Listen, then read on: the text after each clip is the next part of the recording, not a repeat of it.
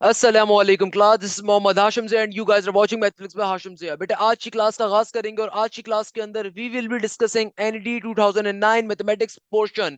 तो भाई आज की क्लास के अंदर हम लोग इंशाल्लाह ताला एनईडी के 2009 के मैथमेटिक्स पोर्शन को सॉल्व कर रहे होंगे।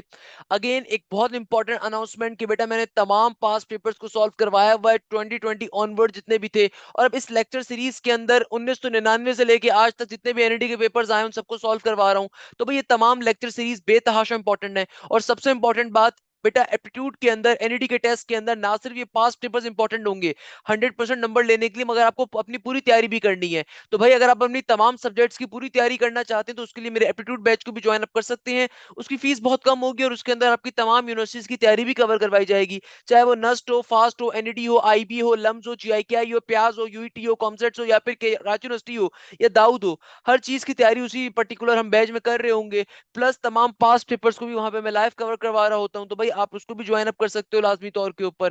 खैर वापस आते हैं अपनी आज की क्लास के ऊपर। आज की क्लास में 2009 के मैथमेटिक्स के पोर्शन को सॉल्व करेंगे एनईडी यूनिवर्सिटी से। इस क्वेश्चन में एग्जामिनर कहता है कि भैया इक्वेशन ऑफ डायरेक्ट्रिक्स की वैल्यू बताइए अगर पैराबोला गिवन है Y square is equal to negative का 12x। अब देखो मेरे प्यारे शागिर्दों, y square is equal to negative 12x का मतलब क्या है? सबसे पहले नंबर के ऊपर तो आपको मालूम होना चाहिए कि आपके पास यहाँ पे पैराबोला की इक्वेशन क्या आ रही है, ये आ रही है Y square is equal to 12x। इसका मतलब क्या है कि भैया आपके पास एक्स और वाई में से लीनियर फॉर्म में से कौन सा वेरिएबल है? खुद सोच के बताओ, एक्स और वाई में से लीनियर फॉर्म में कौन सी वैल्यू आ रही है? आप तमाम लोग बोलेंगे सर एक्स लीनियर फॉर्म में है। इसका मतलब एक्सिस ऑफ पैराबोला एक्स के ऊपर है। तो यानी कि अगर मैं इसको इसकी ओरिजिनल इक्वेशन से कंपेयर करवाऊं तो what it should become Y square is equal to 4ax।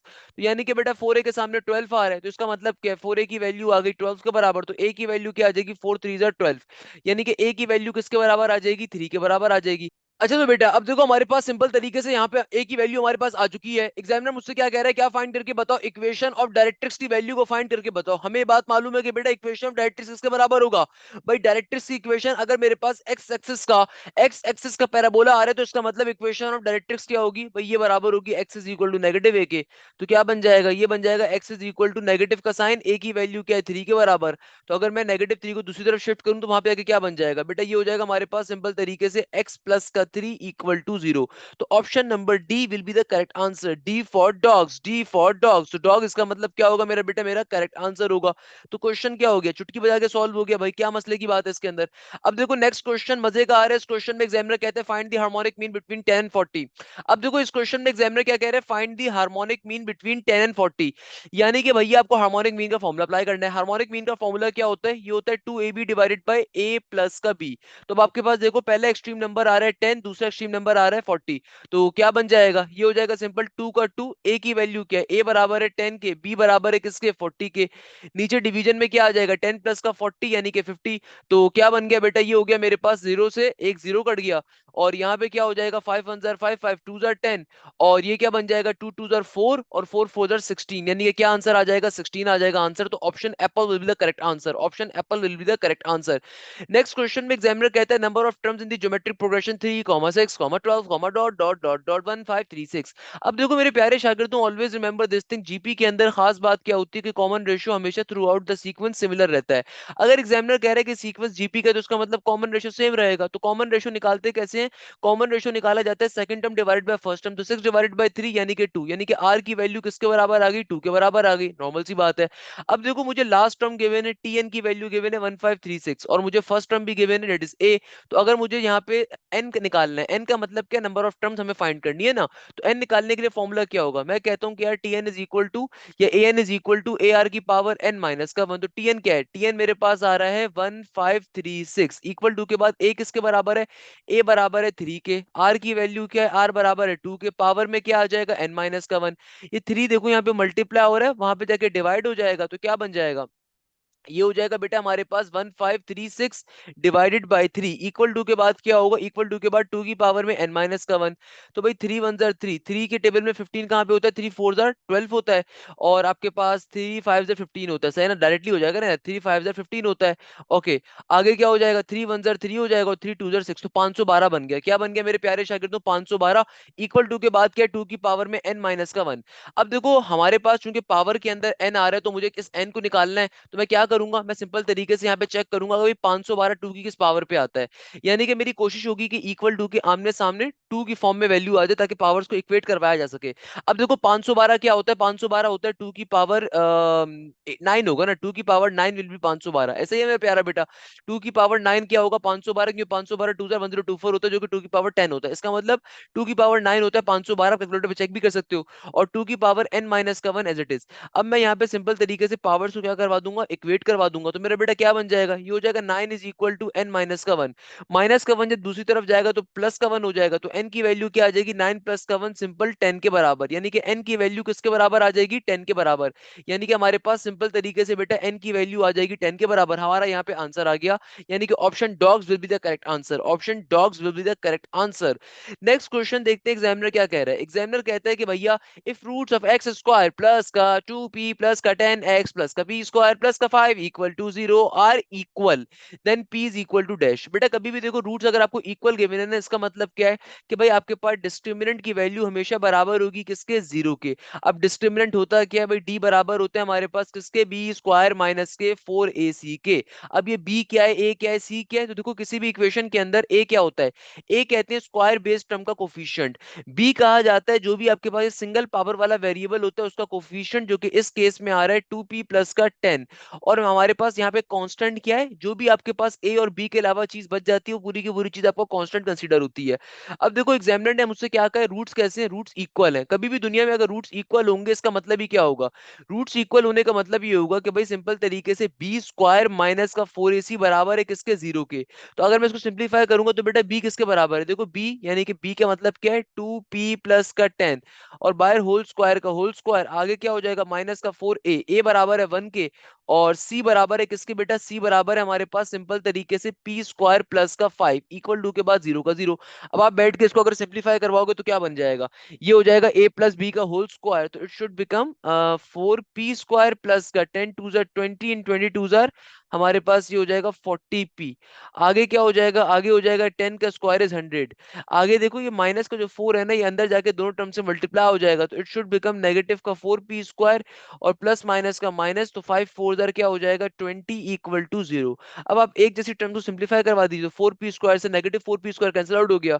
यहाँ पे हो जाएगा मेरे प्यारे शागिर्दों 40p का 40p प्लस के 100 में से 20 को माइनस करवाएंगे तो ये बन जाएगा हमारे पास पॉजिटिव का 80 इक्वल टू 0, प्लस का 80 अगर दूसरी तरफ भेजोगे नेगेटिव का 80 बन जाएगा। तो जाहिर सी बात है क्या आंसर आ जाएगा, 40p is equal to negative का 80। जीरो से जीरो कट गया, 4 1 जार 4 4 2 जार 8, तो आपके पास p की वैल्यू किसके बराबर आ जाएगी बेटा, नेगेटिव के 2 के बराबर आ जाएगी। यानी कि हमारा क्वेश्चन क्या हो जाएगा, सॉल्व हो जाएगा। हमारे पास सिंपल तरीके से p की वैल्यू क्या आ जाएगी, देखो बेटा नेगेटिव के 2 के बराबर आ जाएगी। तो यानी कि हमारे पास सिंपल तरीके से क्वेश्चन क्या हो जाएगा, सॉल्व हो जाएगा और विद इन सेकंड में आपका आंसर आ जाएगा। मुझे बताइए इसमें क्या प्रॉब्लम की बात है। अरे भाई बच्चे बच्चे सॉल्व करते हैं यार हमारे मुल्क की। अगर आप भी समझना चाहते हो, लेक्चर्स को प्रॉपर्ली स्टडी करना चाहते हो, किसी कोचिंग सेंटर जाने की जरूरत नहीं बेटा, यूट्यूब पे मैंने सब कुछ डाला हुआ है, वहां से भी कवर कर सकते हो। और नहीं तो अगर आपको लाइव क्लासेस में आना है, तमाम सब्जेक्ट लाइव पढ़ाए जाते हैं, रिसेंट पेपर्स के ट्रेंड को फॉलो किया जा रहा होता है, each and every topic is covered live, तो उसके लिए मेरा बैच को भी ज्वाइन कर सकते हो। बैच को ज्वाइन करने का तरीका बहुत सिंपल होता है, दैट इज सिंपली आप 6,500 रुपीज या 7,000 रुपीज फीस होती है, उसके ऊपर आपको तमाम सब्जेक्ट की तैयारी करवाई जाएगी, लाइव तैयारी होती है, लाइव क्लासेस होती हैं, हर चीज आपको बच्चे को प्रोवाइड की जाती है, सो ऑन। खैर वापस आते हैं नेक्स्ट क्वेश्चन के ऊपर। अब देखो बेटा नेक्स्ट क्वेश्चन जो हमारे पास आ रहा है, again a very interesting question. इस क्वेश्चन के अंदर एग्जामिनर कहता है alpha and beta are the roots of the equation 7x square minus का 2x प्लस का 5 equal to 0 and find 1 divided by alpha plus 1 divided by alpha beta. अब देखो ये जो कॉन्सेप्ट आ रहा है, अगेन क्वाड्रेटिक कॉन्सेप्ट आ रहा है। एग्जामिनर आपसे कहता है कि यार आपके पास एक इक्वेशन आ रही है, एग्जामिनर आपसे क्या कह रहा है कि भाई आपके पास एक इक्वेशन आ रही है और वो इक्वेशन क्या है, 7x स्क्वायर माइनस का 2x प्लस का 5 इक्वल टू 0। तो भाई सबसे पहले यहाँ से a b और c निकाल लो। तो भाई a की वैल्यू आपके पास क्या आ जाएगी, 7 के बराबर, सही है ना। आपके पास बेटा b की वैल्यू क्या आ जाएगी, नेगेटिव के 2 के बराबर, और c मेरे पास किसके बराबर होगा, 5 के। तो देखो किसी भी इक्वेशन के अंदर, किसी भी इक्वेशन के अंदर a b और c क्या होता है, a कहा जाता है स्क्वायर बेस्ड टर्म के कोफिशिएंट को, b कहा जाता है सिंगल पावर वाली टर्म के कोफिशिएंट को, और c आपका कांस्टेंट होता है। आगे एग्जामिनर आपसे कहते हैं कि आपको फाइंड क्या करना है, इस वैल्यू को फाइंड करना है। अब कैसे फाइंड करेंगे?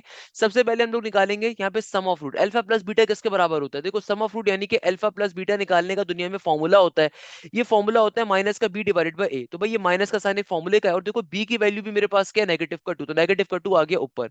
नीचे ए बराबर है किसके, 7 के।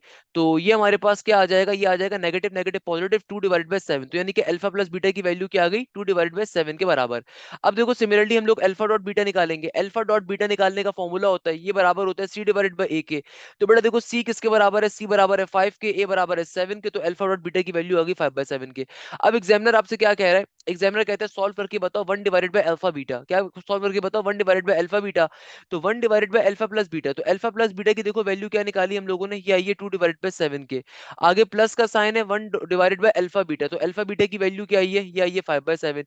मैथ्स का बेसिक कॉन्सेप्ट है, एक से ज्यादा टर्म्स कभी भी डिवाइड हो रही होती है, सबसे नीचे वाली टर्म नीचे से ऊपर जाके पलटी खा के लिखी जाती है। तो ये बन जाएगा 7 डिवाइडेड बाय 2 प्लस का 7 डिवाइडेड बाय 5। तो ये देखो ये वाली टर्म भी नीचे से ऊपर जाके रेसिप्रोकेट फॉर्म में लिखी जाएगी, और ये वाली टर्म भी ऊपर जाके रेसिप्रोकेट फॉर्म में लिखी जाएगी। तो अगर आप इसको आप सिंपलीफाई करवाओ तो क्या बन जाएगा, सिंपलीफाई करवाएंगे तो क्रॉस मल्टीप्लिकेशन के ऊपर एलसीएम ले लीजिए। 5 2 jar 10, 7 5 jar is 35 and 7 2 jar is 14। तो क्या बन गया भैया, ये हो गया हमारे पास 35 प्लस का 14, 35 में 10 का इजाफा करोगे तो क्या बनेगा, ये बन जाएगा 45, 45 में 4 तो 49 डिवाइडेड बाय 10 आपका आंसर होना चाहिए, जो कि मुझे साफ तौर पे दिख रहा है। इट इज दी बनाना। बनाना जो मेरा ऑप्शन होगा ना, करेक्ट ऑप्शन है। बनाना ऑप्शन कौन सा है मेरे प्यारे शागिर्दों, करेक्ट ऑप्शन है। तो क्वेश्चन नंबर 5 का पार्ट नंबर बी हमारा क्या हो जाएगा, इस तरीके से सॉल्व हो जाएगा। अब मुझे बताइए भाई, इस क्वेश्चन में किसी बच्चे को कोई मसले की बात, क्या प्रॉब्लम की बात है, क्या परेशानी की बात है, क्या चिंता की बात है? अरे भाई बच्चे बच्चे सॉल्व करते हैं, हमारे मुल्क के नर्सरी क्लास के बच्चे जो होते हैं ना मेरे प्यारे शागिर्दों, वो सॉल्व कर लेते हैं भाई इन क्वेश्चंस को, उन्हें प्रॉब्लम नहीं होती। तो आप क्यों टेंशन लेते हो? अरे यार चिंता लेने की बात ही क्या है मेरा प्यारा बेटा, सिंपल सी चीज है भाई, चुटकी बजा के सॉल्व होती है। अब देखो जो नेक्स्ट क्वेश्चन आ रहा है रिपीटेड क्वेश्चन है, हमने इसको 2006 के पेपर में, 2007 के पेपर में सॉल्व कर चुके हैं ऑलरेडी। इस क्वेश्चन में एग्जामिनर कह रहा है circle with this centre 0 having the 2 points A and B with the radius R, find the area OAB.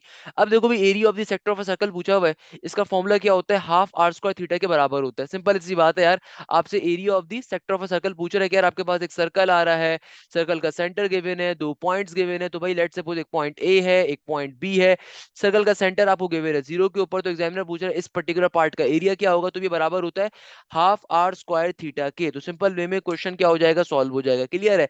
Next question के ऊपर मूव करेंगे। नेक्स्ट क्वेश्चन हमारे पास क्वेश्चन नंबर 7 जो आ रहा है ना मेरा बेटा, ये कंपोजिट फंक्शन का कॉन्सेप्ट आ रहा है। कौन से टॉपिक का क्वेश्चन आ रहा है, कंपोजिट फंक्शन का टॉपिक आ रहा है। यानी कि एग्जामिनर आपसे कहता है कि भाई तुम्हारे पास दुनिया के अंदर एफ एक्स की वैल्यू बराबर है किसके, 5x-2 के, और आगे कहता है कि तुम्हारे पास जी एक्स की वैल्यू बराबर है 3 डिवाइडेड बाई x-4 के।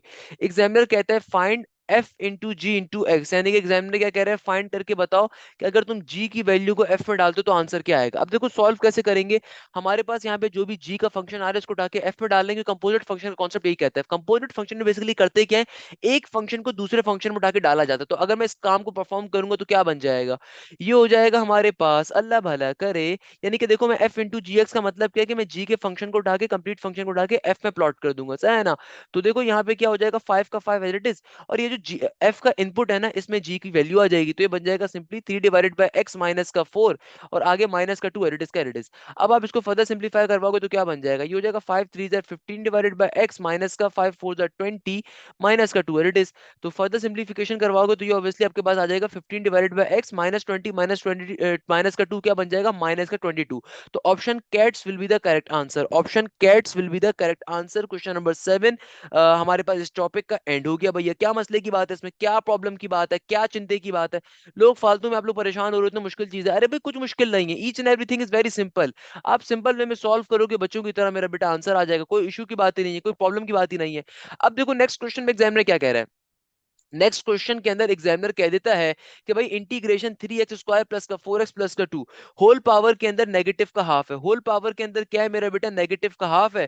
तो एग्जामिनर कहते हैं कि इसको सॉल्व करके बताओ। अब देखो इसको सॉल्व कैसे करेंगे, हमेशा याद रखो कभी भी इंटीग्रेशन का अगर क्वेश्चन आ रहा है ना, तो इंटीग्रेशन का कॉन्सेप्ट आपसे क्या कहता है कि भाई जो भी आपके पास पर्टिकुलर फंक्शन जिसके ऊपर पावर आ रही है ना, उसका बाहर डेरिवेटिव होना चाहिए। अगर तो बाहर डेरिवेटिव एग्जिस्ट कर रहा है तो आप उसकी इंटीग्रेशन को अप्लाई कर सकते हो।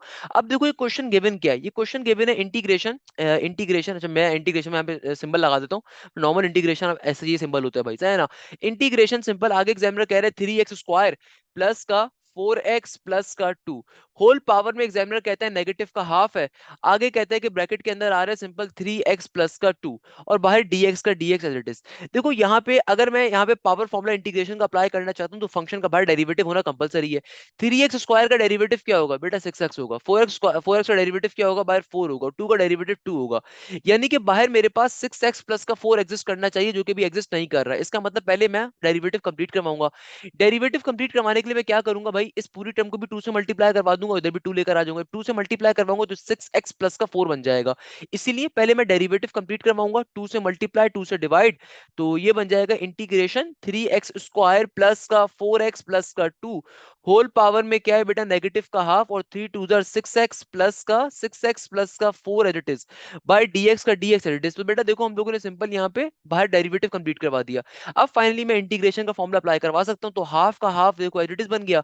अब मैं सिंपल तरीके से क्या करता हूँ, मेरा बेटा सिंपल तरीके से 3x स्क्वायर प्लस का 4x प्लस का 2, अब जब मैं क्या करूंगा मेरा बेटा, अब मैं सिंपल तरीके से पावर में एक इजाफा कर दिया जाएगा ऊपर, उसको एक बार नीचे भी लिख देंगे, प्लस के सी के साथ आंसर आ गया। नीचे वाला 2 जब नीचे से ऊपर जाएगा तो इस वाले 2 को कैंसिल आउट कर देगा, तो आपका फाइनल आंसर क्या आ रहा होगा, आपका फाइनल आंसर बचेगा 3x स्क्वायर प्लस का 4x प्लस का 2 पावर में हाफ, और चूंकि हाफ बराबर होते हैं अंडर रूट के, तो आप चाहो तो यहाँ पे इसको ऐसे करके सिंप्लीफाई फॉर्म में भी लिख सकते हो कि आंसर क्या आ जाएगा फाइनल आपका रूट के अंदर 3x स्क्वायर प्लस का 4x प्लस का 2, तो आपका सिंपल वे में आंसर आ जाएगा ये क्वेश्चन का। तो चेक कर लीजिए कौन सा आंसर है, मेरे ख्याल में option Apple is the correct answer, option Apple is the correct answer. हमारा क्वेश्चन क्या हो जाएगा बेटा, सॉल्व हो जाएगा। मुझे बताइए इसमें क्या प्रॉब्लम की बात है, लोग कहते हैं यार मुश्किल है इंटीग्रेशन, अरे भाई मुझे बताओ ना क्या मुश्किल है, बताओ भाई आसान है कि नहीं आसान। आप बोलोगे सर आसान है, अरे भाई आसान नहीं है, आसान बनाया गया है मेरा बेटा, इसको आसान इसको बनाया गया है। क्लियर है भैया।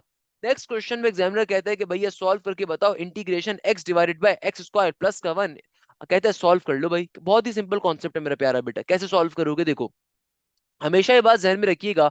इंटीग्रेशन में आपको क्वेश्चन क्या गिवन है, x divided by x plus का 1, एक्स स्क्वायर प्लस का 1 इंटू dx का dx, कहता है फंक्शन को सॉल्व करना है। मेरे प्यारे शागिर्दों ऑलवेज रिमेंबर दिस थिंग, कभी भी इंटीग्रेशन में अगर दो फंक्शंस डिवाइड हो रहे होते हैं तो हमेशा देखा करो कि नीचे वाली टर्म का ऊपर डेरिवेटिव एग्जिस्ट कर सकता है। तो भाई एक्स स्क्वायर प्लस 1 का डेरिवेटिव क्या होगा, जाहिर सी बात है 2x के बराबर होगा। इसका मतलब कि नीचे वाली टर्म का ऊपर डेरिवेटिव बिल्कुल बन सकता है। तो मैं क्या करूंगा, पहले डेरिवेटिव कंप्लीट करवाऊंगा और फिर एल एन शॉर्टकट को अप्लाई कर दूंगा। तो देखो 2 से डिवाइड करवाया और ऊपर 2 से मल्टीप्लाई करवा देंगे, नीचे क्या है, नीचे है एक्स स्क्वायर प्लस का 1 इंटू डी एक्स। तो भाई नीचे वाले टर्म को ऊपर चूंकि डेरिवेटिव फॉर्म हो रहा है तो सिंपल वे में क्या हो गया, हाफ का हाफ एज इट इज। और यहाँ पे क्या हो जाएगा, जब नीचे वाले टर्म को ऊपर डेरिवेटिव फॉर्म हो रहा होता है तो हम एल एन को एक बार लिखते हैं, और जो भी नीचे वाला फंक्शन आ रहा होगा उसको सिंपल तरीके से एल एन के फंक्शन के तौर पर लिख देंगे, प्लस के सी के साथ हमारा क्या आ जाएगा बेटा, आंसर आ जाएगा। ये इस क्वेश्चन का फाइनल फाइनल आंसर होगा। अच्छा इसके अंदर आप एक काम और कर सकते हो, वो एक काम क्या कर सकते हो कि यहाँ पे देखो आपको ऑप्शन के अंदर कहीं भी आंसर नहीं दिख रहा, अक्सर बच्चे नन पे टिक करके आ जाएंगे, none will not be the correct answer. उसके पीछे लॉजिक क्या है कि भाई एलन की प्रॉपर्टी होती है, दुनिया के अंदर एलन की प्रॉपर्टी होती है कि बेटा एलन किसी टर्म पे अप्लाई होता है और उससे पहले एलन और उस टर्म के ऊपर कोई पावर आ रही होती है, तो एलन की प्रॉपर्टी ये होती है कि पावर पहले आ जाती है और एलन सिंपल तरीके से टर्म पे अप्लाई हो जाता है। या वाइस वर्सा क्या होगा कि दुनिया में कोई नंबर आ रहा है और एलन किसी टर्म पे अप्लाई हो रहा है और वो नंबर उस एलन का मल्टीपल आ रहा है, तो भाई सिंपल तरीके से क्या हो जाएगा, वो नंबर एज अ पावर में शिफ्ट हो जाएगा।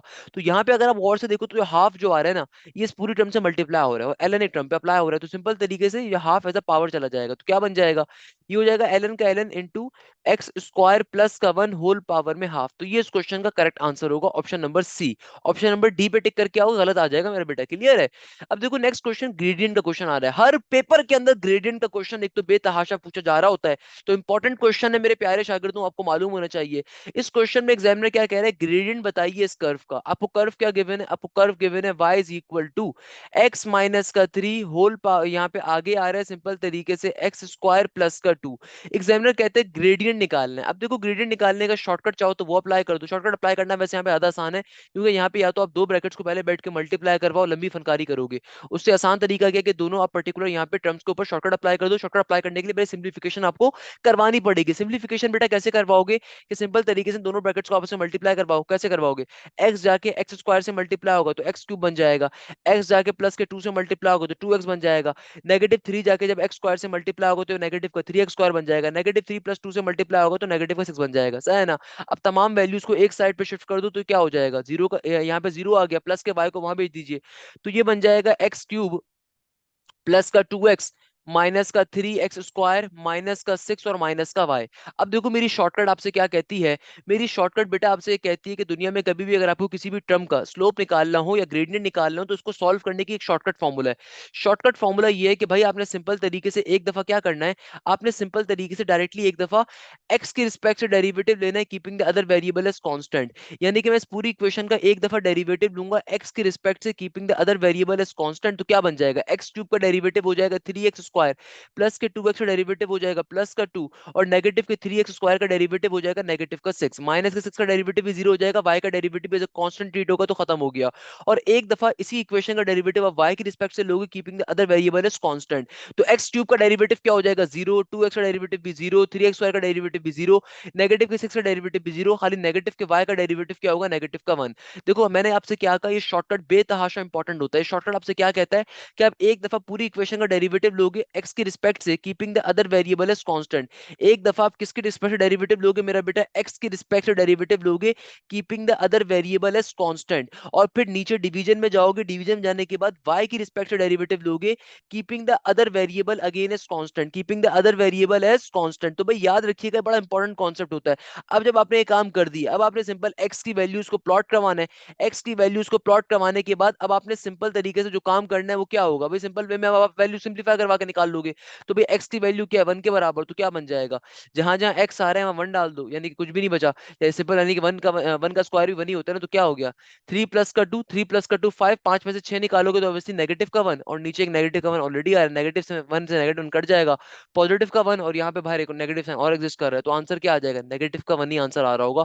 तो option number B will be the banana will be the correct answer. इस क्वेश्चन को कैसे सॉल्व किया दोबारा समझ लो लॉजिक के भाई, सिंपल तरीके से आपने स्लोप निकाल लिया, आपके पास जो एक्स की वैल्यू गिवन थी जो कि 1 के बराबर गिवन थी, जहां जहां एक्स आ रहा है 1 डाल दीजिए, सिंप्लीफिकेशन करोगे तो बेटा नेगेटिव का आंसर के तौर पे आ जाएगा। क्वेश्चन क्या हो गया आपका यहाँ पे सॉल्व हो गया।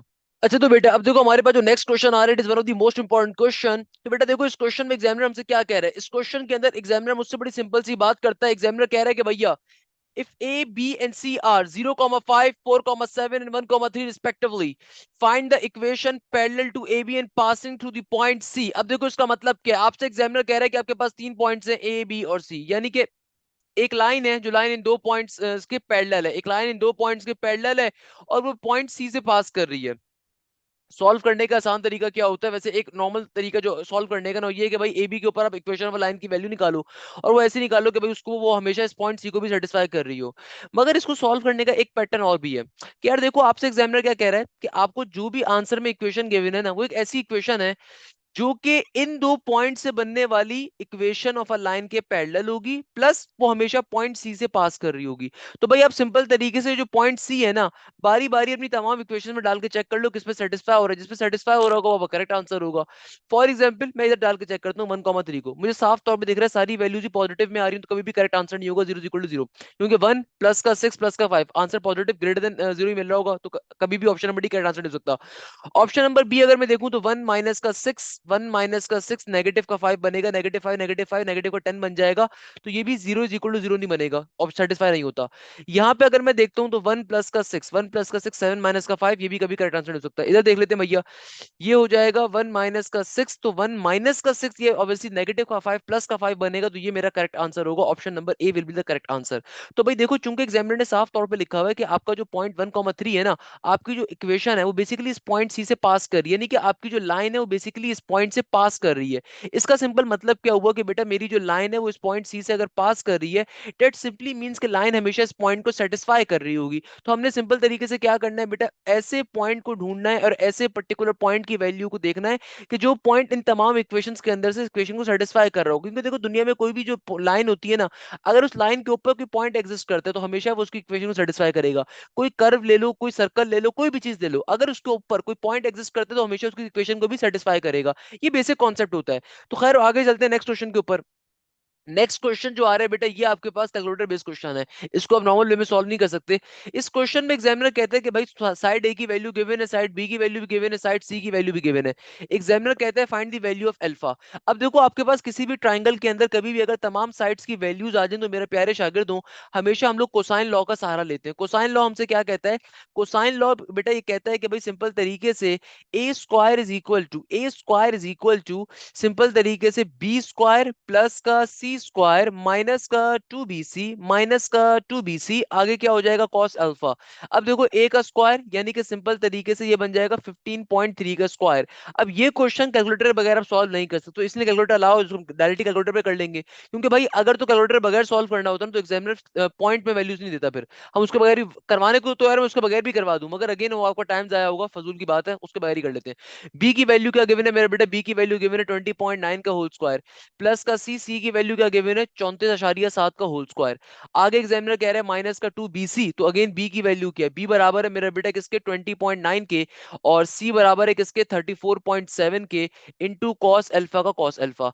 भाई ये दोनों टर्म जो पॉजिटिव वाली है वहां जाके सब्ट्रैक्ट हो जाएंगी, और ये दो टर्म जो हमें मल्टीप्लाई और यहाँ के डिवाइड हो जाएंगी, तो इसको अगर मैं एक ही दफा डायरेक्टली लिखूं तो क्या बन जाएगा मेरे पास, सिंपल तरीके से कॉस अल्फा की वैल्यू क्या आ जाएगी, ये आ जाएगी बेटा 15.3 का होल स्क्वायर, आगे क्या हो जाएगा माइनस का 20.9 का होल स्क्वायर, आगे क्या हो जाएगा माइनस का 34.7 का होल स्क्वायर। तो देखो ये प्लस वाली टर्म जो है वहां पे जाके सब्ट्रैक्ट हो जाएंगी, और देखो फिर यहाँ पे जो बचेगा ना नेगेटिव का 20.9 34.7 टू कॉस अल्फा, तो ये टर्म यहाँ पे अब देखो मल्टीप्लाई हो रही है, तो जाहिर सी बात है नीचे जाके क्या हो जाएगी डिवाइड हो जाएगी, तो ये बन जाएगा नेगेटिव का 2 इंटू 20.9 इंटू 34.7।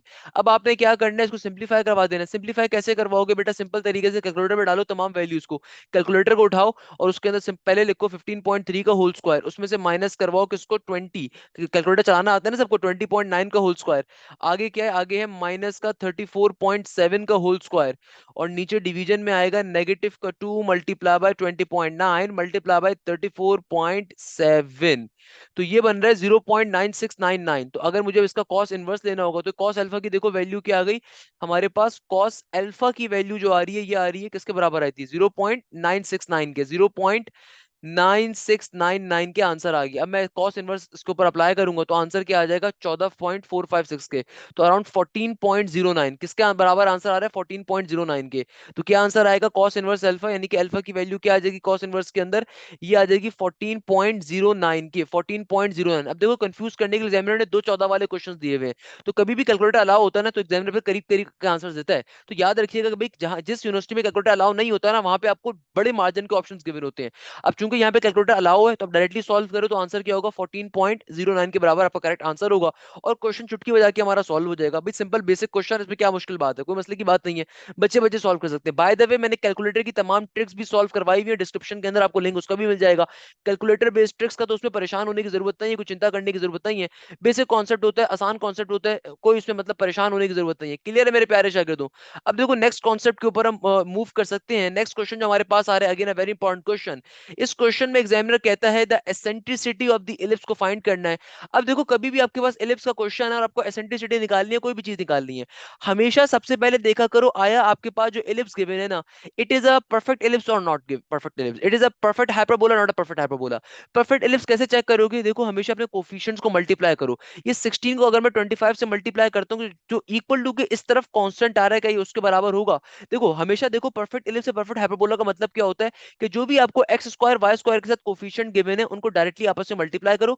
अगर मल्टीप्लाई करने पे तुम्हारे पास एक्जैक्टली वही आंसर आ जाता है जो इक्वल टू के दूसरी तरफ गिवन है, इसका मतलब तुम्हारे पास एक perfect hyperbola perfect ellipse given है। अब इसको सॉल्व कैसे करोगे, इसके लिए शॉर्टकट बन गई आपके पास। शॉर्टकट क्या बन गई कि भाई सिंपल तरीके से अगर तो परफेक्ट इलिप्स और परफेक्ट हाइपरबोला है ना, तो आपने जो भी एक्स स्क्वायर और वाई स्क्वायर के साथ कोफिशिएंट्स आ रहे हैं उनको इंटरचेंज करके एक दूसरे के नीचे लिख दो। तो देखो एक्स स्क्वायर के साथ जो कोफिशिएंट आ रहा है 16, ये वाई स्क्वायर के नीचे चला जाएगा, और वाई स्क्वायर के साथ जो कोफिशिएंट आ रहा है वो इंटरचेंज होकर एक्स स्क्वायर के नीचे आ जाएगा। तो क्या बन जाएगा, ये हो जाएगा एक्स स्क्वायर डिवाइडेड बाय 25, आगे हो जाएगा प्लस का Y square divided by 16 equal to के बाद 1। अब जब आप इसको कंपेयर करवाओगे इसकी नॉर्मल इक्वेशन के साथ, तो कंपेयर ना भी करवाओ डायरेक्टली भी कर सकते हो। तो हमेशा याद रखिएगा मेरे प्यारे शागिर्दों कि कभी भी आपके पास फ्रैक्शन की फॉर्म में जिसके नीचे बड़ी वैल्यू होती है ना उसी का मेजर एक्सिस होता है, और जो भी फ्रैक्शन के नीचे आपके पास बड़ी वैल्यू आ रही होती है वो ए स्क्वायर होता है, जो छोटी वैल्यू होती है वो बी स्क्वायर होती है। अब चूंकि एसेंट्रिसिटी को फाइंड करना है और इलिप्स की एसेंट्रिसिटी निकालने का फॉर्मूला क्या होता है, ये होता है ए स्क्वायर माइनस का B square divided by A square. तो ए स्क्वायर माइनस का बी स्क्वायर, तो बेटा क्या बन जाएगा 25 में से 16 को माइनस करोगे तो 9 बचेगा, और नीचे डिवीजन में ए स्क्वायर यानी कि 25 का 25 एज इट इज। तो क्या बन गया बेटा √9 डिवाइडेड बाई 25। √9 किसके बराबर होगा बेटा, 9 का रूट हमारे पास बराबर होता है सिंपल तरीके तरीके से किसके, 3 के। √9 किसके बराबर होगा मेरे प्यारे शागिर्दों, ये बराबर होगा हमारे पास 3 के। और 25 किसके बराबर होता है, 25 बराबर होता है हमारे पास 5 के। तो मेरे पास सिंपल तरीके से एसेंट्रिसिटी की वैल्यू आ गई और क्वेश्चन चुटकी बजा के सॉल्व हो गया। Next question, again a very interesting question, question number 14, बहुत आता है पेपर के अंदर। इस क्वेश्चन में एग्जामिनर कहता है कि भैया क्या चीज फाइंड करके बताओ, आपको फाइंड करके बताना है, find the centre of a circle, आपको सर्कल का सेंटर बताना है।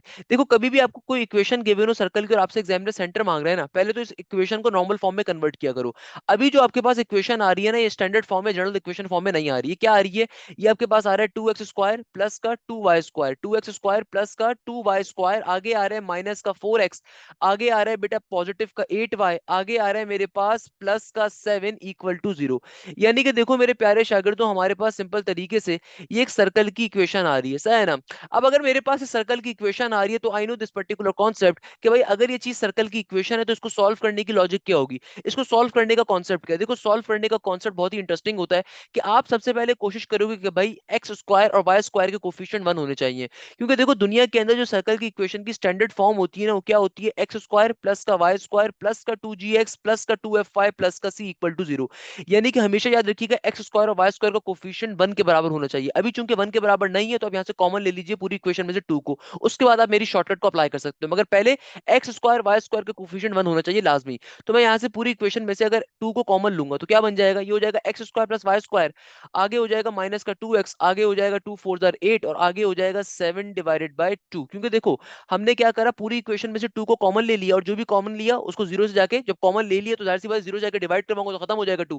तो मेरे पास पूरी इक्वेशन से मैंने 2 कॉमन ले लिया। अब आपको सर्कल का कभी भी सेंटर अगर फाइंड करना है ना, इसकी शॉर्टकट होता है। शॉर्टकट क्या होता है, जो भी सिंपल पावर वाला x है और सिंपल पावर वाला y है, इनको डायरेक्टली आंखें बंद करके -2 पे डिवाइड करवा दो। क्या कहा मैंने, कि जब आप कभी भी सिंपल तरीके से अगर अपने कंप्लीट इक्वेशन से 2 को आपने कॉमन ले लिया, जो भी आपका कांस्टेंट आ रहा था जो x² y² का लिखा है उससे कॉमन ले लिया, कॉमन लेने के बाद सिंपल फॉर्म में अपनी क्वेश्चन को लेकर आ गए, इक्वेशन को लेकर आ गए। अब आपको अगर सर्कल का सेंटर निकालना है, सर्कल का सेंटर होता है क्या, सर्कल का सेंटर होता है -g, -f, तो शॉर्टकट बड़ा काम आएगी। तो आपने सिंपल आंखें बंद करके क्या करना है, जो भी सिंगल पावर वाला x है और सिंगल सिंगल पावर वाला y आ रहा है, इनको डायरेक्टली आपने -2 पे डिवाइड करवा देना। इससे क्या होगा, क्या बन जाएगा, ये बन जाएगा सिंपल, 2 से 2 खत्म होगा तो 1 आ जाएगा और 2 2 4, तो ये आ जाएगा नेगेटिव का 2। यानी कि देखो मेरे पास सिंपल तरीके से -g, -f का आंसर क्या आ जाएगा, -g, -f का आंसर आ जाएगा 1, -2। यानी कि सिंपल वे में मेरा आंसर क्या आ जाएगा, ऑप्शन नंबर सी। याद रखिएगा सर्कल का सेंटर निकालने की शॉर्टकट, मैथमेटिक्स शॉर्टकट बड़ा इंपॉर्टेंट शॉर्टकट है। इस शॉर्टकट में करते क्या है कि भाई कभी भी तुम्हारे पास सर्कल की इक्वेशन आ रही होगी, सबसे पहले x² y² के कोफिशिएंट को हमेशा 1 होना चाहिए। अगर ऑलरेडी 1 है तो आप डायरेक्टली अप्लाई कर सकते हो, नहीं तो पहले 1 बनाओगे।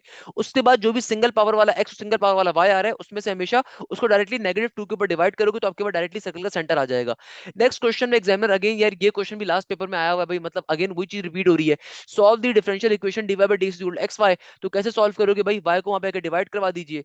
तो ये बन जाएगा 1/y into D Y equal to के बाद x का x इंटू डी एक्स, फिर इंटीग्रेशन को अप्लाई कर दोगे। तो y की इंटीग्रेशन क्या हो जाएगी, ये बन जाएगा ln y, इधर हो जाएगा सिंपल x की इंटीग्रेशन हो जाएगी x² divided by 2। Next question interesting आ रहा है। इस क्वेश्चन में एग्जामिनर कहते हैं कि बेटा तुम्हारी लिमिट x अप्रोच कर रही है 0 के ऊपर, आपको फाइंड करना है e की पावर 3x माइनस का 1 डिवाइडेड बाय x। तो एग्जामिनर कहते हैं कि भाई इस क्वेश्चन को आपको सॉल्व करके बताना है। अब देखो बेटा इस क्वेश्चन को सॉल्व कैसे करेंगे, क्या लॉजिक होगी। सॉल्व करना बहुत ही मजे का काम है। कभी भी लिमिट से क्वेश्चन आ रहा हो डायरेक्टली हमेशा अपनी लिमिट को डाल के चेक कर लिया करो। तो लिमिट को अगर मैं डाल के चेक करूंगा तो क्या बन जाएगा, 3 इंटू 0 माइनस का 1 डिवाइडेड बाय x, नीचे 0 का 0 आ गया। तो भाई देखो ये भी क्या बन जाएगा, e की पावर 0 का मतलब क्या, 1 1 माइनस का 1, ऊपर भी 0 फॉर्म हो रहा है नीचे भी 0 फॉर्म हो रहा है। देखो कभी भी लिमिट्स का क्वेश्चन है हमेशा अपनी लिमिट्स को पहले डाल के चेक किया करो, आया तुम्हारा फंक्शन डिफाइंड है या अनडिफाइंड है। मुझे साफ तौर पे दिख रहा है कि फंक्शन क्या है, अनडिफाइंड है। इसका मतलब क्या हुआ, पहले इसको डिफाइंड बनाने के लिए हमें क्या करना पड़ेगा, हमें सबसे पहले इसको डिफाइंड बनाने के लिए इसका हमें डेरिवेटिव अप्लाई करना पड़ेगा by using the L Hôpital concept. L Hôpital concept ये कहता है ऊपर वाले टर्म का डेरिवेटिव अलग लो, नीचे वाले टर्म का डेरिवेटिव अलग लो। तो e की पावर 3x माइनस 1 का डेरिवेटिव क्या होगा, देखो e की पावर 3x का डेरिवेटिव होगा e की पावर 3x और फिर फंक्शन का डेरिवेटिव 3x का डेरिवेटिव हो जाएगा 3 के बराबर, माइनस के 1 का डेरिवेटिव हो जाएगा 0 और नीचे डिवीजन के अंदर x का डेरिवेटिव क्या हो जाएगा 1 के बराबर।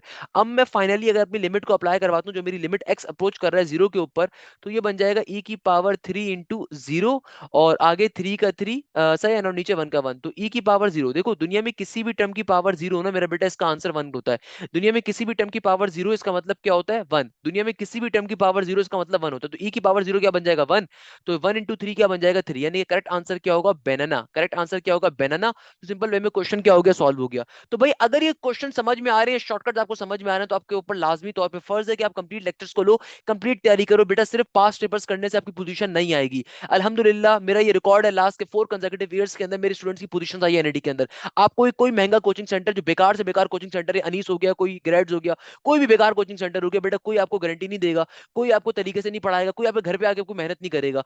मेहनत at the end of the day बच्चे को ही करनी है। तो भाई अगर ये तमाम कोचिंग सेंटर अपने हर साल 40-40 हजार बच्चा भरते हैं और उसके बाद इनकी सिर्फ 600 बच्चा एडमिशन ले सकते हैं एनईडी के अंदर, तो अल्हम्दुलिल्लाह उसके मुकाबले में लास्ट टाइम मेरे 1000 मोर देन 1200 स्टूडेंट्स ने एडमिशन लिया था और 976 स्टूडेंट्स का एनईडी के अंदर एडमिशन हुआ था। तो कहने का मकसद क्या है कि भाई कोई भी स्टूडेंट आपको, कोई भी टीचर आपको घर पे आके नहीं पढ़ाएगा, कोई भी टीचर आपको तरीके से कॉन्सेप्ट क्लियर नहीं करेगा। तो इसलिए मैं हमेशा कहता हूं कि live online batches are always the best thing, because उसके अंदर आपकी ना सिर्फ कंप्लीट तैयारी होगी बल्कि आपके जाने आने का टाइम भी जाया होगा। सेकंडली मोस्ट इंपॉर्टेंटली कि आपके माँ बाप ने जो इतने मेहनत से पैसे कमाए हैं वो आपको किसी बेकार किस्म के कोचिंग सेंटर को देने की नीड नहीं है। बेटा ये जितने भी कोचिंग सेंटर्स है ना, कोई इतनी मेहनत नहीं करेगा, इतनी मेहनत मेरी टीम, मेरी फैकल्टी और मैं खुद करके आपको दिखा रहा होता हूँ।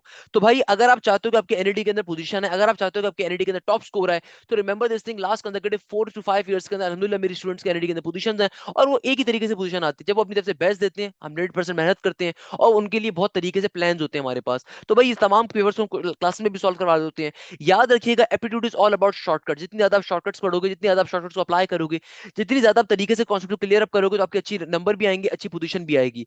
तो रिमेंबर दिस थिंग मेरे प्यारे शागिर्दों, सिर्फ पास पेपर्स करने से आपके 80+ नंबर नहीं आएंगे। आपको कंप्लीट कॉन्सेप्ट्स की तैयारी करनी है और साथ साथ पेपर्स को सॉल्व करना है, साथ साथ पेपर्स को कवर करना है। अगर कोई बच्चा सिर्फ पास पेपर्स को कवर कर रहा है, वो गलत कर रहा है अपने साथ, उसके पास तो हो जाएगा मगर वो अच्छे नंबर नहीं लाएगा। तो भाई ना सिर्फ कंप्लीट कॉन्सेप्ट्स को कवर करना है मगर साथ साथ इन पर्टिकुलर पेपर्स को भी सॉल्व करना है। अब देखो नेक्स्ट क्वेश्चन के अंदर एग्जामिनर मुझसे कहता है the rate of increase in the volume of a balloon which remains spherical when blown with respect to the radius. अब देखो मैंने ये चीज आपको, ये अगेन ये क्वेश्चन रिपीट हो रहा है, हमने ये क्वेश्चन 2006 के पेपर में सॉल्व किया था एनईडी के। तो भाई इस क्वेश्चन में एग्जामिनर क्या कह रहा है, एग्जामिनर कहता है कि भाई तुम्हारे पास एक पर्टिकुलर क्या आ रहा है, वॉल्यूम आ रहा है। Volume of the spherical volume का फॉर्मूला क्या होता है, ये होता है v is equal to 4/3 pi R cube.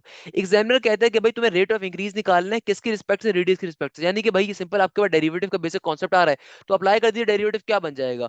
Derivative अगर मैं अप्लाई करता हूँ आर की रिस्पेक्ट से, इनको रेडियस की रिस्पेक्ट से फाइंड करना है, तो ये बन जाएगा 4/3, पाई का पाई एज अ कांस्टेंट और आर क्यूब का डेरिवेटिव क्या हो जाएगा, ये हो जाएगा 3r² के बराबर। 3 से 3 कट जाएगा तो बेटा क्या आ जाएगा, ये आ जाएगा सिंपल 4πr² के बराबर। तो फाइनली हमारे पास ये आ जाएगा dv/dr का आंसर। क्या आ जाएगा बेटा, dv/dr का फाइनल आंसर आ जाएगा। अब देखो नेक्स्ट क्वेश्चन में एग्जामिनर क्या कह रहा है, नेक्स्ट क्वेश्चन के अंदर एग्जामिनर मुझसे कहता है कि यार तुम्हारे पास एक मैट्रिक्स आ रहा है singular, then what is the value of K. देखो दुनिया में सिंगुलर मैट्रिक्स का मतलब क्या होता है, एक ऐसा मैट्रिक्स जिसका डिटरमिनेंट बराबर हो हमेशा जीरो के। अब देखो अगर ये मैट्रिक्स हमारे पास क्या सिंगुलर है, इसका मतलब क्या होगा, इसका मतलब ये होगा कि भैया सिंपल तरीके से अगर मैं इसको सॉल्व करूंगा तो कैसे सॉल्व करेंगे कि भाई देखो आपने डिटरमिनेंट को ओपन करवाना है, तो भाई पहली पहली कॉलम पहली रो की वैल्यू को आपने लिया और ये जिस कॉलम जिस रो में आ रहा है सब इग्नोर, बाकी के 4 नंबर दैट इज 0 1 4 एंड 3। फिर नेक्स्ट आप नंबर लोगे नेगेटिव के साइन के ऊपर और आपकी जो नेगेटिव वैल्यू आ रही है वो क्या आ रही है, 2 के बराबर। अब आपने करना क्या है, 2 जिस कॉलम में आ रहा है, जिस रो में आ रहा है, बाकी सारी चीजें इग्नोर कर दोगे, बाकी के आपके 4 नंबर आ जाएंगे, दैट विल बी -1 5 और 1 और 3। अब आपने करना है क्या, पॉजिटिव का साइन लेना है लास्ट टर्म के साथ, तो भाई लास्ट आपके पास जो आ रहा है वो के आ रहा है, तो अगेन ये जिस कॉलम जिस रो में आ रहा है इग्नोर कर दो कि बाकी के 4 नंबर लिखोगे, जो कि इस केस में क्या होगा, -1 0 5 एंड 4। अब इसको सॉल्व करवाएंगे तो क्या बन जाएगा, ये हो जाएगा के का के, देखो 3 × 0 0 हो जाएगा, माइनस का 4 1 जार 4 हो जाएगा, फिर माइनस का 2 इट इज, आगे क्या हो जाएगा, नेगेटिव का 1 × 3 नेगेटिव का 3 और प्लस का 5, सॉरी नेगेटिव का साइन फॉर्मूले का, और मेरे पास क्या बन जाएगा, नेगेटिव का 5 1 जार 5, फिर प्लस का के इट इज और आगे क्या हो जाएगा, नेगेटिव का 1 × 4 नेगेटिव का 4 और माइनस का 5 × 0 0 हो जाएगा। इसको अगर आप बैठ के अब सिंप्लीफाई करवाओगे तो क्या बन जाएगा, ये हो जाएगा बेटा नेगेटिव का 4 के, आगे हो जाएगा नेगेटिव का 2 नेगेटिव का 3 नेगेटिव का 5, इट विल बिकम 5 6 7 8 तो क्या बन जाएगा नेगेटिव का 8, आगे हो जाएगा मेरा बेटा नेगेटिव का 4 के, इक्वल टू के बाद 0 का 0। तो भाई ये क्या हो जाएगा मेरे पास, ये हो जाएगा अल्लाह भला करे नेगेटिव का 4 के, नेगेटिव का 4 के, इट शुड बिकम नेगेटिव का 8 के। नेगेटिव का 2 नेगेटिव के 8 से मल्टीप्लाई होगा तो बन जाएगा पॉजिटिव का 8 2 जार 16 और प्लस का 16 जब वहां पे जाएगा तो ऑब्वियसली नेगेटिव का 16 बन जाएगा, नेगेटिव नेगेटिव कैंसिल आउट हो जाएगा, 8 2 जार बराबर होता है बेटा 16 के, तो के की वैल्यू क्या आ जाएगी, 2 के बराबर। देखो सिंपल सा कॉन्सेप्ट है, क्या मसले की बात है इसमें, के की वैल्यू क्या होगी मेरा बेटा, 2 के बराबर होगी। क्वेश्चन सॉल्व हो गया। देखो कैसे सॉल्व करें, दोबारा लॉजिक समझो, जो किसी बच्चे को प्रॉब्लम होती है। देखो बहुत सिंपल सी चीज है यार, अगर कभी भी मैट्रिक्स सिंगुलर होता है इसका मतलब क्या है कि भैया उसका जो डिटर्मिनेंट है ना 0 के बराबर होगा। तो मैंने सिंपल तरीके डिटर्मिनेंट के फॉर्मूले को अप्लाई कर दिया। कैसे अप्लाई करेंगे भाई, देखो पहली वैल्यू को सेलेक्ट करा आपने, बाकी के 4 नंबर लिए, फिर दूसरी को हमेशा नेगेटिव साइन के ऊपर आएगी क्योंकि मैट्रिक्स की प्रॉपर्टी होती है। फिर आपके पास ये 4 नंबर आ गए, फिर लास्ट वाला लिया, फिर अगले उसके 4 नंबर आ गए। सिंप्लीफिकेशन करवाने के ऊपर गए, के इंटू -4, -4 बन गया, -3 -5 -8 बन गया, -8 -2 से मल्टीप्लाई होगा, पॉजिटिव का 16 बन जाएगा। फिर यहाँ पे क्या होगा, 4 इंटू -1 नेगेटिव का 4 और 5 इंटू 0 0 हो गया। सिंपल वे में आपके पास के का आंसर आ गया। क्वेश्चन क्या हो गया, सॉल्व हो गया। अब देखो नेक्स्ट क्वेश्चन एक अगेन बड़ा इंटरेस्टिंग क्वेश्चन आ रहा है। इस क्वेश्चन में एग्जामिनर आपसे कहता है, अल्लाह भला करे, क्वेश्चन नंबर 19 के अंदर एग्जामिनर कहता है सेकंड डेरिवेटिव बताइए ई की पावर 2x+1 का। अब देखो मेरे प्यारे शागिर्दों, सेकंड डेरिवेटिव कैसे निकाला जाएगा। मेरे पास यहाँ पे सिंपल तरीके से क्वेश्चन क्या आ रहा है, क्वेश्चन आ रहा है ई की पावर 2x प्लस का 1। अच्छा तो बेटा अब देखो इसको सॉल्व कैसे करवाओगे, आपके पास आपको सेकंड डेरिवेटिव निकालना है। क्वेश्चन क्या गिवन है, ई की पावर 2x प्लस का 1। तो भाई इसका वन टाइम डेरिवेटिव क्या होगा, वन टाइम डेरिवेटिव इसका होगा कि भाई आपको कभी भी नेचुरल एक्सपोनेंट का डेरिवेटिव लेना होता है ना, एक दफा अपने क्वेश्चन को एडिट लिखते हैं, फिर पावर में आने वाली टर्म का डेरिवेटिव लेते हैं। 2x+1 का डेरिवेटिव क्या होगा, 2x का डेरिवेटिव होगा 2 के बराबर, प्लस के 1 का डेरिवेटिव हो गया 0 के बराबर। अब ये मैंने वन टाइम डेरिवेटिव ले लिया, यानी कि मैंने ये एफ प्राइम एक्स निकाल लिया। हमें क्या निकालना है, टू टाइम डेरिवेटिव लेना है, यानी कि एफ डबल प्राइम एक्स निकालना है। तो इसका वन टाइम मोर डेरिवेटिव क्या होगा, टू कांस्टेंट है पहले आ गया, अगेन ई की पावर 2x+1 का डेरिवेटिव क्या होगा, ई की पावर 2x+1 का डेरिवेटिव होगा सिंपल तरीके से ई की पावर 2x प्लस का 1, और फिर पावर में आने वाले फंक्शन का डेरिवेटिव हो जाएगा 2 के बराबर। तो क्या बन जाएगा, ये बन जाएगा 2 2 जार 4 इंटू ई की पावर में 2x प्लस का 1।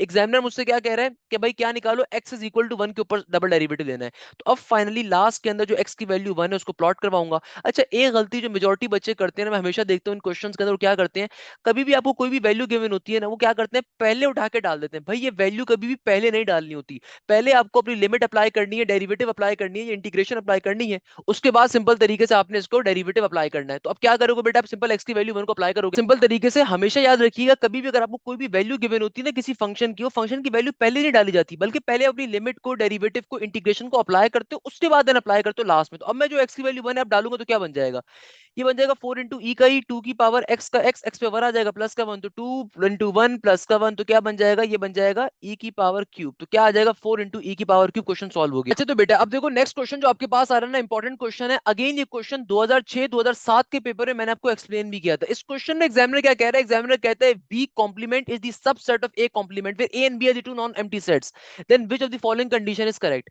हमेशा याद रखिएगा कॉम्प्लीमेंट आपके नॉर्मल सेट का अपोजिट होता है। तो भाई देखो अगर मेरे पास लेट सपोज एग्जामिनर कह रहा है ना कि ए कॉम्प्लीमेंट सबसेट है किसका, बी कॉम्प्लीमेंट का, तो भाई अगर कॉम्प्लीमेंट के बगैर मैं बात करूंगा ना तो मेरा हिसाब उल्टा हो जाएगा। हिसाब उल्टा कैसे हो जाएगा, जगहों को चेंज करवा दूं, यानी कि बी बेसिकली सबसेट होगा किसका, ए का, क्योंकि भाई हम कॉम्प्लीमेंट में करते गए यूनिवर्सल में से ए को माइनस करते हैं ना, इसलिए ये लॉजिक बन रही होती है।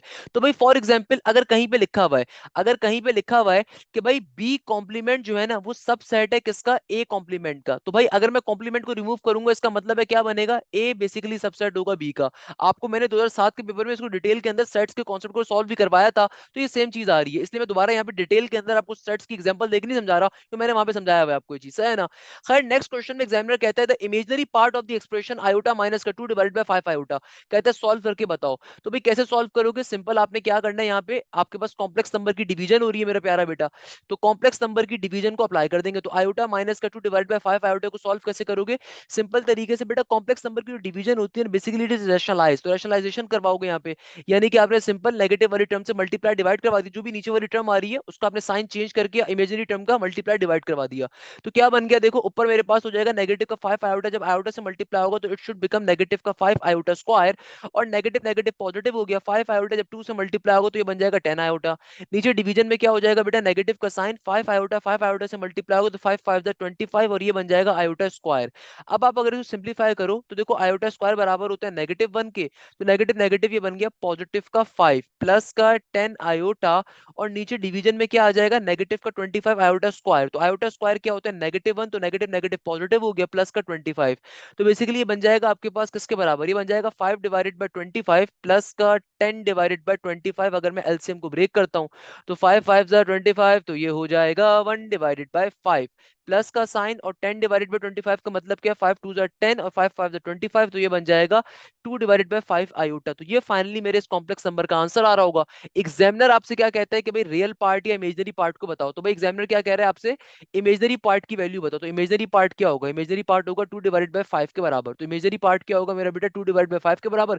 चुटकी बजा के सॉल्व हो गया भाई, चुटकी बजा के, क्या मसले की बात है। तो भाई बताओ आसान है कि नहीं आसान, आप बोलोगे सर आसान है। अरे भाई आसान नहीं है, आसान बनाया गया है बेटा, दोनों में बहुत डिफरेंस होता है, आसान होने में और आसान बनाने के अंदर। क्लियर है बेटा, अपने दोस्तों से पूछिएगा, किसी महंगे कोचिंग पे बैठे होंगे 90,000 रुपए अपने माँ बाप के जाया करके, और उनके पास ये कॉन्सेप्ट नहीं होंगे, तो उनको रिकमेंड करिएगा भाई चैनल का लिंक, क्योंकि आप ही मेरे डायरेक्ट प्रमोशन डायरेक्टर हो, आप ही मेरे मार्केटिंग मैनेजर हो, आप ही मेरे वाइस प्रेसिडेंट हो, तो भाई कौन प्रमोशन करेगा, आप करोगे मेरा बेटा। जब इतनी मेहनत मैं कर रहा हूँ तो इसका मतलब क्या है कि आपने अपने दोस्तों से, अपने कॉलेज के, अपने स्कूल के फ्रेंड्स के साथ लाजमी तौर पे लिंक को शेयर करना है। Then because they should know कि भाई एक टीचर ने तमाम चीजें फ्री ऑफ कॉस्ट सॉल्व करवाई हुई हैं। आप फ्री ऑफ कॉस्ट पढ़ना चाहते हो, यूट्यूब पे कंप्लीट प्लेलिस्ट अवेलेबल है, और अगर आप बैच में आना चाहते हो, it's also up to you guys. सही है ना भाई। नेक्स्ट क्वेश्चन में एग्जामिनर कहता है, if a coin is tossed find the probability, if a coin is tossed twice find the probability of at least one head. यार देखो, प्रोबेबिलिटी निकालनी है। प्रोबेबिलिटी का कॉन्सेप्ट क्या होता है, सबसे ऊपर आते हैं सिलेक्टेड इवेंट, नीचे आते हैं टोटल लिमिट्स। अगर एक सिक्के को छाला गया है तो टोटल लिमिट्स कितने होते हैं, 4 होते हैं। कैसे भाई, एक दफा होता है हेड हेड, एक दफा होता है हेड टेल, एक दफा होता है टेल हेड, एक दफा होता है टेल टेल। एग्जामिनर कह रहा है कम से कम एक हेड आने की प्रोबेबिलिटी बताओ। तो एटलीस्ट के केस में हमेशा याद रखिएगा हम नीचे से ऊपर की जानिब जाते हैं। एटलीस्ट के केस में we always go towards upward side, हम नीचे से ऊपर जाएंगे हमेशा। तो कम से कम एक हेड का मतलब क्या है कि भाई कम से कम एक हेड हो, यानी कि देखो एक हेड कम से कम होना चाहिए। तो ये भी मेरी इवेंट होगा, ये भी मेरा इवेंट होगा, और इसमें देखो दो हेड आ रहे हैं, तो ये भी मेरा इवेंट होगा, क्योंकि इसके अंदर कम से कम एक हेड की कंडीशन तो पूरी हो रही है ना। कम से कम एक हेड था, तो भाई एक ज्यादा भी हो सकते हैं, मसले की बात नहीं है। तो आंसर क्या आ जाएगा, आंसर आ जाएगा 3 divided by 4, that will be my final answer. Next question में एग्जामिनर कहते हैं find the area of y is equal to 1 divided by, find the area of y is equal to 1 divided by under root के अंदर 2x minus का 1 between the line x is equal to 1 x is equal to 5। अब देखो यार simple सा concept आ रहा है। Examiner क्या कहता है बेटा, एग्जामिनर कह रहा है आपको एरिया अंडर द कर्व निकालना है। सही आपको क्वेश्चन क्या गिवन है, आपको क्वेश्चन गिवन है 1 डिवाइडेड बाय रूट के अंदर 2x माइनस का 1 इंटू dx का dx। और देखो आपको यहाँ पे पर्टिकुलरली क्या आपको पॉइंट्स गिवन है, क्या लिमिट्स गिवन है आपको। अपर लिमिट गिवन है 5, लोअर लिमिट गिवन है 1। तो कैसे सॉल्व करोगे, सॉल्व करना बहुत ही आसान है मेरे प्यारे शागिर्दों। कैसे कि देखो हमने सिंपल यहाँ पे इंटीग्रेशन को अप्लाई करवाएंगे, तो इंटीग्रेशन कैसे अप्लाई हो जाएगी कि नीचे वाले टर्म को अगर नीचे से ऊपर शिफ्ट करूंगा तो ऊपर जाके क्या बन जाएगा, अंडर रूट का नेगेटिव का हाफ। तो ये बन गया 2x माइनस का 1 पावर में नेगेटिव का हाफ इंटू dx का dx, है ना बेटा। अब हमने करना क्या है, सिंपल तरीके से यहाँ पे पर्टिकुलरली हम लोगों ने यहाँ पे इंटीग्रेशन को अप्लाई कैसे करवाओगे कि देखो इंटीग्रेशन का पावर फॉर्मूला उस वक्त अप्लाई होगा अगर बेस का बाहर डेरिवेटिव हो। तो बेस 2x माइनस का 1 है, तो 2x का डेरिवेटिव क्या होगा, 2 होना चाहिए बाहर, जो कि अभी एग्जिस्ट नहीं कर रहा। तो आप पहले क्या करोगे, मल्टीप्लाई डिवाइड करके लेकर आओगे। तो क्या बन जाएगा, हाफ का हाफ, यहाँ पे लिमिट्स आ गई 5 और 1 इंटू 2x माइनस का 1, पावर में क्या है नेगेटिव का हाफ इंटू 2 का 2 इंटू dx। क्लियर है बेटा। यानी कि देखो बेस का हम लोगों ने बाहर डेरिवेटिव कंप्लीट करवा दिया। Once you have completed derivative of base, तो आप सिंपल तरीके से पावर फॉर्मूला अप्लाई करोगे। देखो हाफ का हाफ एज इट इज। अब यहाँ पे सिंपल इंटीग्रेशन कैसे अप्लाई करेंगे, देखो सिंपल तरीके से ये बन जाएगा 2x माइनस का 1, और पावर में एक इजाफा ऊपर, उसको एक बार नीचे भी लिखेंगे। नेगेटिव का हाफ प्लस का 1, पॉजिटिव का हाफ होता है, ऊपर भी आएगा नीचे भी आएगा। और मेरी लिमिट्स क्या थी, 5 और 1, इनको इस्तेमाल करेंगे। तो इस 2 से ये वाला 2 कट जाएगा, क्योंकि जाहिर सी बात है नीचे वाले 2 को नीचे से ऊपर शिफ्ट करोगे, अब रेसिप्रोकेट करवाओगे, एक से ज्यादा टर्म डिवाइड हो रही होती है, तो सबसे नीचे वाली टर्म नीचे से ऊपर आके लिखी जाएगी, तो ऑब्वियसली रेसिप्रोकेट फॉर्म में जाएगी। तो ये क्या बन जाएगा, ये हो जाएगा हमारे पास 2x माइनस का 1, और यहाँ पे होल पावर क्या आ रही है, हाफ का हाफ। और अब फाइनली अपनी लिमिट्स को अप्लाई करवाओगे, जो लिमिट्स है 5 और 1 की। तो क्या कैसे सॉल्व करवाओगे मेरा प्यारा बेटा, सॉल्व करवाने का तरीका बहुत ही सिंपल सा है। सॉल्व करवाने का तरीका ये है कि सिंपल तरीके से क्या बन जाएगा, ये हो जाएगा हमारे पास upper limit minus lower limit, तो ये हो जाएगा 2 मल्टीप्लाई बाय 5 माइनस का 1, और एक दफा पावर आ जाएगी हाफ, फिर माइनस का साइन, एक दफा हो जाएगा 2 मल्टीप्लाई बाय 1 माइनस का 1, पावर आ जाएगी हाफ। तो क्या बन गया, 5 टू जा 10, 10 माइनस का 1 ये बन जाएगा आपके पास 10 माइनस का 1 ऑब्वियसली 9, तो अंडर रूट 9 हो गया। और यहाँ पे क्या हो जाएगा, 2 वन जा 2 माइनस का 1, तो 1 क्या हो जाएगा ऊपर रूट का, पावर हाफ रूट होता है ना, तो रूट 9 माइनस का 1, यानी कि मेरा जो सिंपल आंसर आ रहा होगा वो आ रहा होगा आपके पास रूट 9 बराबर होता है 3 के, 3 माइनस का 1 क्या हो जाएगा 2 के बराबर। तो फाइनली इस क्वेश्चन का आंसर क्या होगा, ऑप्शन एप्पल। देखो कैसे सॉल्व किया, कोई मुश्किल चीज नहीं है, बच्चों वाला क्वेश्चन है कि यार आपके पास क्वेश्चन आ रहा है मेरे प्यारे शागिर्दों, आपने सिंपल तरीके से सबसे पहले नीचे वाले टर्म को नीचे से ऊपर शिफ्ट करा, पावर में नेगेटिव का हाफ आ गया। उसके बाद आपने साफ तौर पे आपको दिख रहा है कि यार आपके पास अभी बेस का पार्ट डेरिवेटिव नहीं था, तो आप जब तक डेरिवेटिव नहीं बनाओगे आप यहाँ पे इंटीग्रेशन का पावर फॉर्मूला अप्लाई नहीं कर सकते, इसलिए हम मल्टीप्लाई डिवाइड करके 2 लेकर आए। उसके बाद सिंपल तरीके से इंटीग्रेशन को अप्लाई करा तो पावर में एक इजाफा ऊपर किया, उसको एक बार नीचे लिखा, नीचे वाला हाफ नीचे से ऊपर जाकर रेसिप्रोकेट फॉर्म में इस 2 से कैंसिल आउट कर देगा, खत्म हो जाएगा। तो फाइनली मेरा ये आंसर आ रहा था। अब मैंने चूंकि लिमिट्स को अप्लाई करवाना है तो लिमिट्स को अप्लाई कैसे करवाएंगे, एक दफा अपर लिमिट फिर माइनस का लोअर लिमिट, सिंपल तरीके से सॉल्व करवाने पे क्वेश्चन सॉल्व हो जाएगा। नेक्स्ट क्वेश्चन इंटरेस्टिंग क्वेश्चन आ रहा है, इंपॉर्टेंट क्वेश्चन है। तो बताओ भाई यहाँ तक की बात आसान है कि नहीं आसान? आप बोलोगे सर आसान है। अरे भाई आसान नहीं है मेरा बेटा, अपने दोस्तों से पूछिएगा, बहुत मुश्किल है, आसान नहीं है, आसान बनाया गया है मेरे प्यारे बेटे, क्लियर है?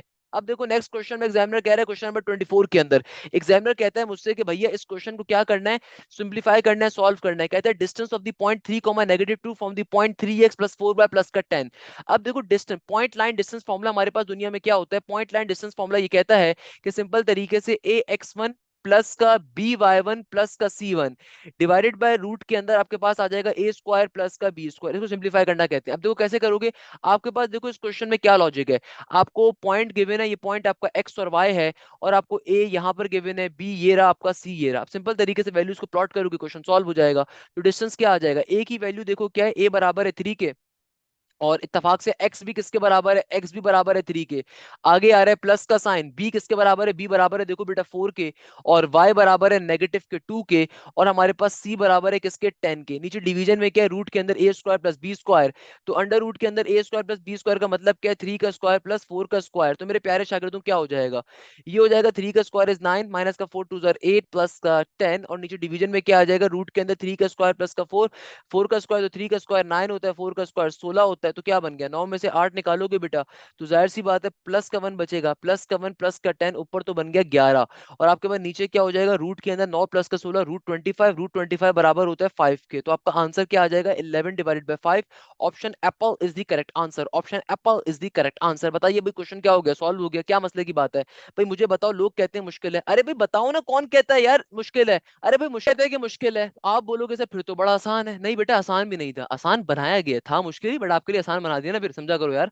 क्या कहते हैं भाई, अब देखो नेक्स्ट क्वेश्चन हमसे एग्जामिनर क्या कह रहा है, एग्जामिनर कहता है क्वेश्चन नंबर 25 के अंदर अगेन लिमिट्स का क्वेश्चन आ रहा है। ये वाला क्वेश्चन वैसे वैसे अपने बाय द वे में लेक्चर्स में भी करवाता हूं, जो बच्चे मुझसे तालीम हासिल करते हैं उनको मालूम है, क्वेश्चन में लेक्चर में भी करवा रहा होता हूं। इस क्वेश्चन में एग्जामिनर कहता है कि लिमिट अप्रोच x अप्रोच कर रहा है 0 के ऊपर, आगे एग्जामिनर कह रहा है sine sine 3x divided by sine 7x, कहता है सॉल्व करके बताओ। देखो कभी भी तुम्हारे पास दुनिया में लिमिट्स का क्वेश्चन आए ना, कभी भी तुम्हारे पास लिमिट्स का क्वेश्चन है, सबसे पहला काम क्या करो, डायरेक्टली लिमिट को हमेशा डाल के चेक करो। तो अगर आप लिमिट को डाल के चेक करोगे ना, तो ये बन जाएगा आपके पास साइन 30 डिवाइडेड बाय साइन 70। हमेशा याद रखिएगा मेरा बेटा, दुनिया के अंदर साइन 0 बराबर होता है 0 के, वाइल कॉस 0 बराबर होता है 1 के। तो इसका मतलब क्या है, अभी ये क्वेश्चन फेल हो जाएगा, अभी ये लिमिट्स मेरी फेल हो जाएंगी, क्योंकि इस पर्टिकुलर लिमिट के ऊपर मेरा ये फंक्शन अनडिफाइंड है। तो पहले मुझे क्या करना पड़ेगा, एल हॉपिटल रूल को यूज करना पड़ेगा, एल हॉपिटल रूल की ट्रिक को यूज करना पड़ेगा। ये एल हॉपिटल रूल की ट्रिक हमसे क्या कहती है, ये कहती है कि बेटा सिंपल तरीके से अगर कभी भी तुम्हारे पास डिवीजन में 0 आ जाए, इसका मतलब क्या होता है, फंक्शन अनडिफाइंड हो रहा है। तो पहले क्या करो, ऊपर वाले टर्म का डेरिवेटिव अलग, नीचे टर्म का डेरिवेटिव अलग ले लो। तो साइन 3x का डेरिवेटिव क्या होगा, साइन 3x का डेरिवेटिव होगा मेरे पास, साइन का डेरिवेटिव में फॉर्मूला होता है cos 3x, और फिर एंगल का डेरिवेटिव 3x का डेरिवेटिव 3 के बराबर होगा। सिमिलरली साइन 7x का डेरिवेटिव क्या होगा, ये हो जाएगा cos 7x, और फिर एंगल का डेरिवेटिव हो जाएगा 7 के बराबर। अब रिमेंबर दिस थिंग मेरे प्यारे बच्चे, कि हमारे पास अब जब मैं लिमिट्स को अप्लाई करवाऊंगा ना, अब जब मैं अपनी लिमिट को अप्लाई करवाऊंगा तो cos 0 बन जाएगा, इधर भी cos 0 बन जाएगा, cos 0 बराबर होता है 1 के, तो मेरा आंसर क्या आ जाएगा फाइनल 3 डिवाइडेड बाय 7। इस तरीके से देखो मेरे प्यारे शागिर्दों, मेरा क्वेश्चन क्या हो जाएगा, सॉल्व हो जाएगा। कौन कहता है मुश्किल है, कौन कहता है कि भाई मुश्किल है, आप बोलोगे सर फिर तो बड़ा आसान है, भाई आसान नहीं है, आसान बनाया गया है मेरे प्यारे बच्चे। तो इस तरीके से देखो ये पूरा पेपर हमारे पास सॉल्व हो गया, मैथमेटिक्स 2009 ऑफ एनईटी यूनिवर्सिटी। तो भाई ये these all are the authentic paper जो मैं आपको सॉल्व करवा रहा हूँ, these paper will always play a very vital role in your preparation. तो रिमेंबर दिस कॉन्सेप्ट कि बेटा आपने ना सिर्फ अपनी तैयारी पूरी करनी है, और साथ साथ इन पास्ट पेपर्स को लाजमी बड़े अच्छे तरीके से कवर अप करना है। रिमेंबर दिस थिंग मेरे प्यारे बच्चे, ये टाइम बड़ा कीमती है, टाइम दुनिया में कभी आपको वापस नहीं मिलेगा। ये टाइम, ये लम्हा, ये एक एक सेकंड आपकी जिंदगी का बड़ा कीमती है। आप कोई भी फजूल काम कर रहे हो, सेकंड ईयर की प्रिपरेशन कर रहे हो, सब छोड़ दो। अभी फिलहाल टेस्ट मैटर करता है, आपकी सेकंड ईयर के अंदर आपको एनईटी के टेस्ट के बाद तकरीबन 20 से 25 दिन का टाइम मिल रहा होगा, सही है ना? इसके अलावा आपके पास अभी जो भी आप काम कर रहे हो ना, सारे छोड़ दो। आप अभी सेकंड ईयर को थोड़ा बहुत रिवाइज करना चाहते हो, रिवाइज करते रहो, मगर अभी आपका मेजर फोकस होना चाहिए आपका टेस्ट के ऊपर, एप्टीट्यूड एग्जाम के ऊपर। Once you have clear this particular exam, आपके लिए काफी सारी आसानियां हो जाएंगी। अदरवाइज बेटा आपके लिए मसला मसाइल होंगे। आप after your second year exam आप इस टेस्ट के लिए नहीं पढ़ सकते, क्योंकि देखो आपके सेकंड ईयर के एग्जाम्स एंड होंगे मिड ऑफ जून तक जाके, या जून के स्टार्ट में जाके, और आपका एनईडी का जो राउंड 2 होगा वो भी जून के 10 तारीख 12 तारीख को शेड्यूल्ड होगा। तो आपके पास टाइम ही नहीं होगा तैयारी करने का, आप कुछ भी नहीं कर सकते, you are totally gone then. तो भाई कहने का मकसद है कि टाइम बड़ा कीमती है, टाइम इज वेरी प्रीशियस, तो उसकी कदर करो, तैयारी करो। कोई फजूल काम कर रहे हो, कोई दोस्तों को टाइम दे रहे हो, बेटा दोस्त वो जिंदगी में कोई मैटर नहीं करते। ये दोस्त जो है ना, ये आज अगर तुम्हारे साथ में, कल को तुम नाकाम हो गए जिंदगी के अंदर, दोस्त छोड़ के चले जाएंगे। और कल को तुम किसी जिंदगी में किसी मुकाम पे पहुंच गए ना, यही दोस्त, वो जो बिछड़ा हुआ दोस्त था ना, या बिछड़ी हुई दोस्त थी तुम्हारी, वो खुद तुम्हारे पास लगते हुए आ जाएंगे कि भाई आज तुम यहाँ पहुंच गए, अच्छा यहाँ पे कैसे पहुंच गए, क्या हो गया। तो रिमेंबर दिस थिंग, अपने ऊपर फोकियत दो, अपने ऊपर फोकियत दो। खानदान की दावतें वावतें सब बेकार चीजें हैं, ये अफ्तारियां शफ्तारियां सब बेकार चीजें हैं। अपने ऊपर फोकियत दो, पढ़ाई पे जान मारो, डेट इज समथिंग क्रूशल। जिंदगी में किसी मुकाम पे आप चले जाओगे ना, वो आपको हमेशा अचीवमेंट एक आपके लिए लेकर आएगा, और हमेशा आपको अचीवमेंट उससे मिलेगी। तो भाई इस क्लास को यहीं पे एंड करूंगा। तो मैंने तमाम लेक्चर्स यूट्यूब पे फ्री ऑफ कॉस्ट डाले, मैं वहां से भी तैयारी कर सकते हो, नहीं तो मेरे एप्टीट्यूड बैच में आ सकते हो। एप्टीट्यूड बैच का देखो फायदा ये होता है कि एक तो उसमें रीसेंट पेपर्स हम डिस्कस कर रहे होते हैं बहुत ज्यादा, दूसरे नंबर के ऊपर ऑब्वियसली लाइव क्लासेस होती हैं, तीसरे नंबर के ऊपर सारे सब्जेक्ट्स की क्लासेस होती हैं, उसमें चाहे मैथ्स हो, फिजिक्स हो, केमिस्ट्री हो, कंप्यूटर हो, इंग्लिश हो, आईक्यू हो, बेसिक मैथ्स हो, ना सिर्फ एनईटी की बल्कि फास्ट की, नस्ट की, लम्स की, किसी भी यूनिवर्सिटी की तैयारी आपकी हो रही होगी। तो कहने का मकसद ये कि अगर आपका कोई दोस्त किसी कोचिंग में पढ़ता होता है ना, तो भाई वो 60,000 रुपए देके एक बैच की फीस को अफोर्ड कर रहा होता है। यहाँ पे हम 6,000 7,000 रुपए के अंदर तमाम यूनिवर्सिटीज की तैयारी आपको एक पूरे साल के लिए कवर करवा रहे होते हैं, सो ऑन। तो भाई कहने का मकसद ये कि यहीं पे इस क्लास को एंड करेंगे। तो आपने लाजमी तौर पे लेक्चर को अपने दोस्तों के साथ शेयर करना है, अपने फेसबुक के, अपने फ्रेंड्स के, अपने स्कूल के, अपने कॉलेजेस के फ्रेंड्स के साथ शेयर करना है। यहीं पे इस क्लास को एंड करूंगा इस उम्मीद के साथ कि आप जहां हैं, जैसे हैं, खैरियत से होंगे। मुझे बहुत सारी दुआओं में याद रखिएगा। जजाक अल्लाह, thank you so much. Hashim Zia signing of.